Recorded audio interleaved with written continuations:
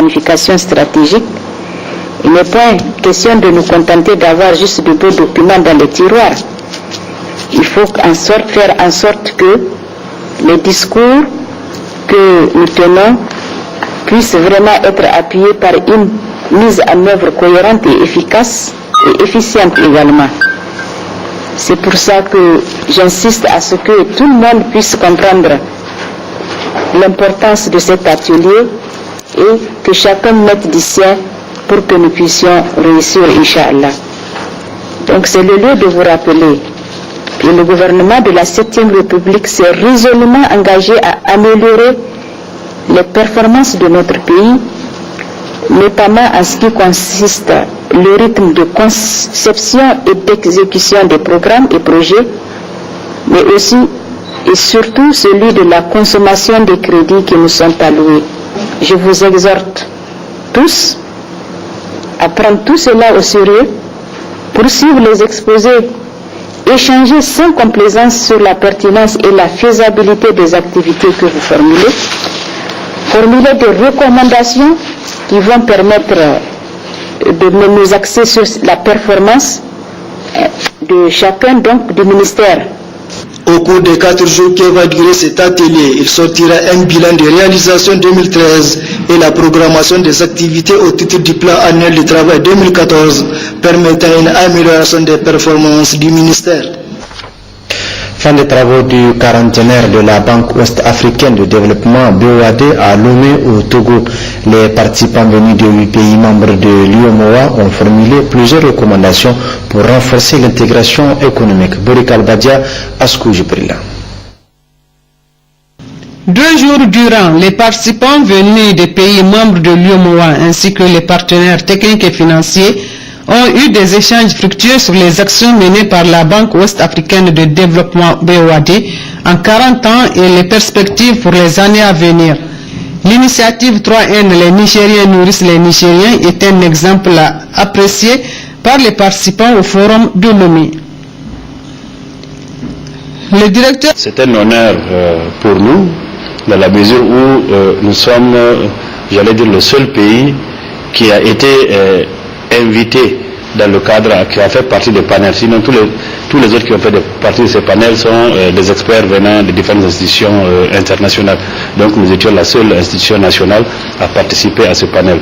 Cela donc est un honneur pour le Niger, est une reconnaissance aussi de ce que nous sommes en train de faire au Niger dans le cadre de l'initiative 3N.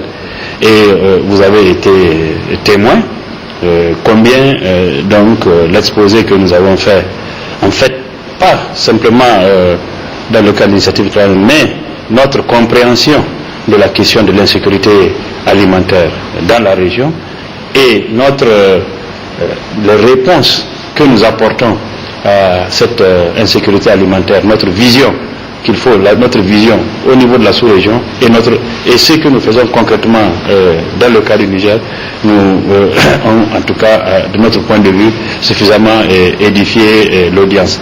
Le directeur de coordination des missions résidentes et prospection de la Banque ouest-africaine de développement souligne les actions menées par son institution au Niger. En 40 ans, nous avons eu à mener des actions pour relever le niveau des infrastructures dans l'espace UEMOA et particulièrement au Niger. Nous avons eu à contribuer au financement de la route Zender-Agadez. Nous avons financé la route Gaya-Bela, Nous avons financé la route Filengue-Abala-Tawa. Nous avons contribué au financement de la route du boulevard Askia. Et bientôt nous interviendrons dans le financement dans le cadre du projet Niamey-Niala de 70 km de voirie urbaine et de voies et voirie urbaine à faire au niveau de Niamey. Nous avons également contribué au financement de la route Maradi-Madarumfa, frontière du Nigeria. En 40 ans, la banque a eu à contribuer au développement des infrastructures au Niger. Elle a également contribué au développement de l'assainissement. Vers le développement d'actes d'insécurité, à savoir le banditisme, la recherche, comme je disais ce matin, du gain facile ou à part des braquages ou d'autres actes qui amènent les gens donc en voulant pour répondre à leurs besoins résoudre leurs problèmes à travers ces pratiques malsaines. Alors ces chocs multiples qui sont devenus très fréquents effectivement ont amené ces populations à se dire devant le fait que nos États ne sont pas toujours en mesure de répondre aux besoins multiples de ces populations, à un moment elles ont eu le sentiment qu'elles étaient abandonnées. Et c'est là où on s'adonne donc à ce genre d'actes de désespoir. Et nous sommes convaincus que la pauvreté et ce sentiment d'abandon qu'elles ont eu a beaucoup joué pour développer cette insécurité dans la région. Ici, dans le nord du Labéry, les gens l'ont rappelé. Effectivement, on a connu des années où il y avait eu donc des mouvements armés, mais j'avoue que nous sommes arrivés à circonscrire ces mouvements et qu'on peut cependant parler tout simplement d'insécurité résiduelle.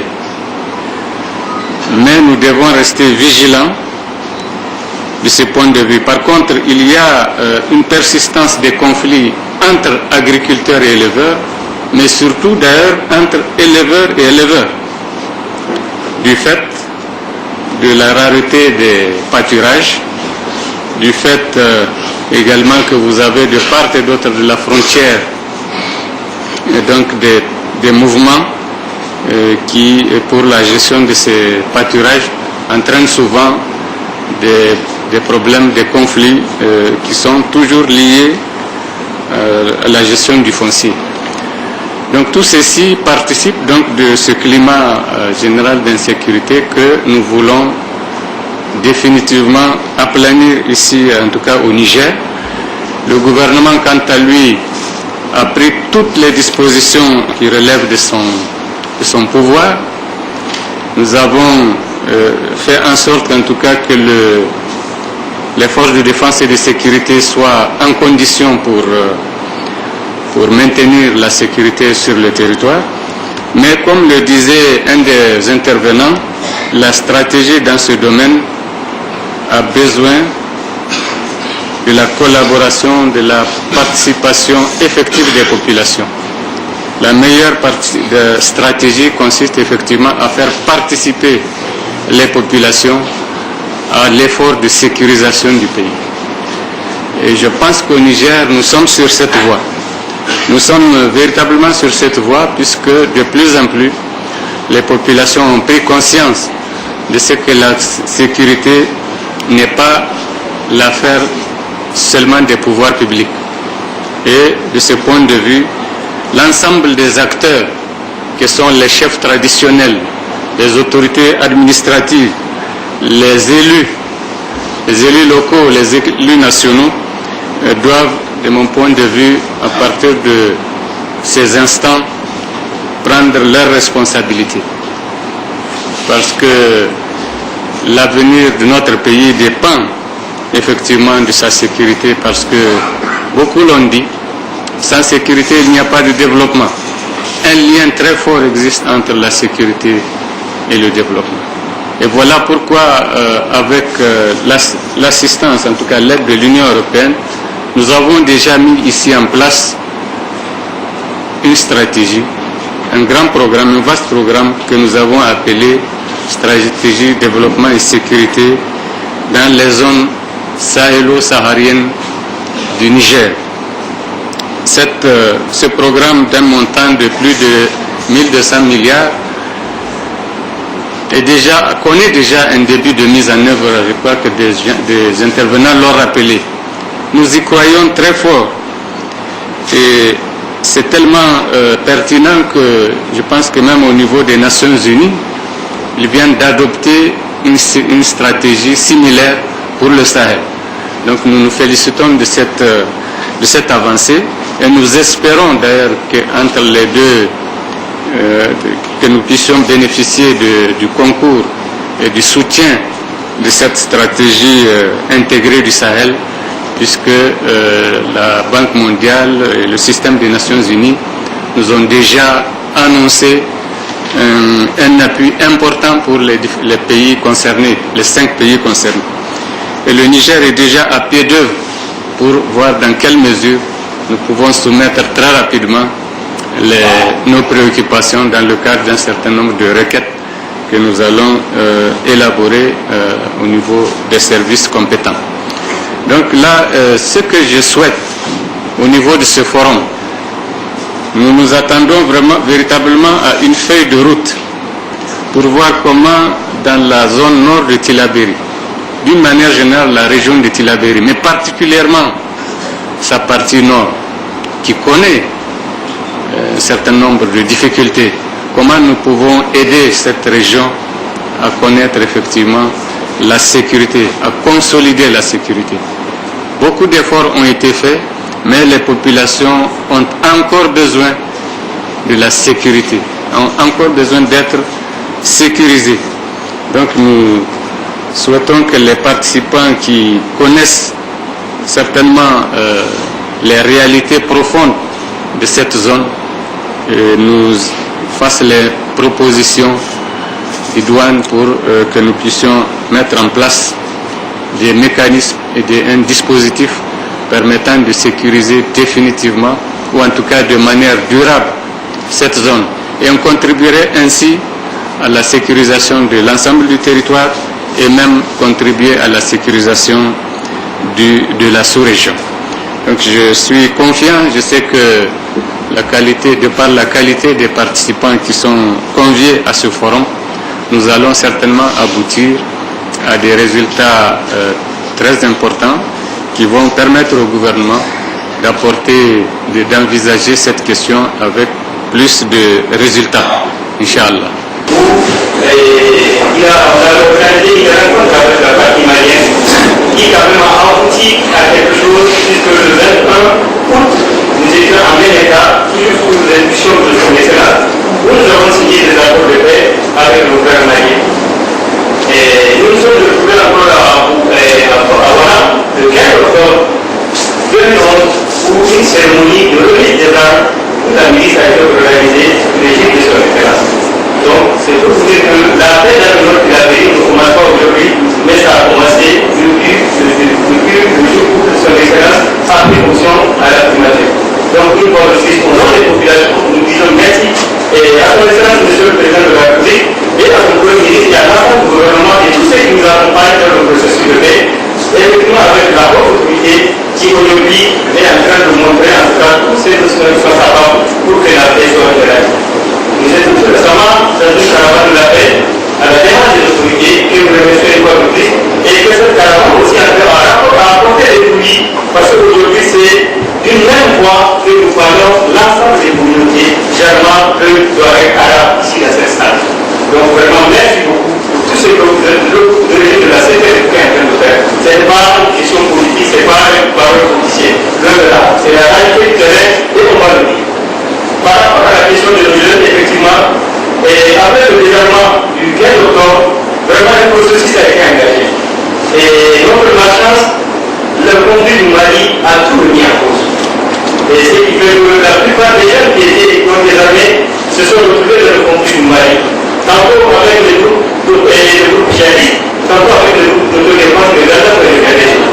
Par la grâce de Dieu, aujourd'hui ces enfants sont revenus. Envoyés dans une mission sur le terrain pour constater l'effectivité du retour de ces jeunes. Nous les avons rencontrés, effectivement ils sont revenus et aussi nous profitons de l'occasion pour remercier quand même les autorités parce qu'ils ont pu faire un acte que nous ne livrerons jamais. Voilà des jeunes qui sont partis, qui ont travaillé avec les djihadistes, mais qui sont revenus et personne n'a été arrêté, personne n'a été inquiété. Je crois qu'il n'y a qu'au Niger où on peut voir ça. Parce qu'ils sont souciés de la paix. Et ça, c'est une reconnaissance que nous n'oublierons jamais. Ailleurs, on allait faire autrement. C'est ce qui fait qu'aujourd'hui, cette accalmie que nous constatons, certes avec cette insécurité résiduelle, mais ce n'est pas la majorité de ces enfants qui sont revenus. Je crois que je parle sous le contrôle de beaucoup des agents de force de défense de sécurité, savent que de tout temps, l'insécurité résiduelle a toujours existé, le petit vol de bétail. Mais les jeunes qui sont revenus du Mali, beaucoup d'entre eux sont restés tranquilles et ils attendent. Nous avons une partie des jeunes qui sont toujours au Mali, qui sont le long de la frontière, et d'autres qui sont dans le groupe d'autodéfense, le Gandakoy ou le Gandaizo. Donc c'est pourquoi, dans la caravane, nous avons aussi profité de l'occasion pour présenter nos excuses au nom de la milice, au nom de ces jeunes qui, quoi qu'on dise, ont posé des actes aussi. Donc, et le pardon a été accepté. Et aujourd'hui, nous souhaiterions que l'action que la haute autorité est en train de mener par rapport à la réinsertion de ces jeunes, au retour définitif de ces jeunes sur le territoire nigérien, que la haute autorité soit accompagnée par les partenaires qui sont, d'abord par l'État du Niger et par les partenaires qui sont ici présents. Donc vraiment, c'est le lieu de vous remercier et de dire une fois de plus que la haute autorité doit être accompagnée. Ces jeunes, c'est vrai, ils sont très nombreux, parce que nous avons plus de 500 jeunes qui ont combattu dans le conflit du Mali, sans compter ceux qui sont ici.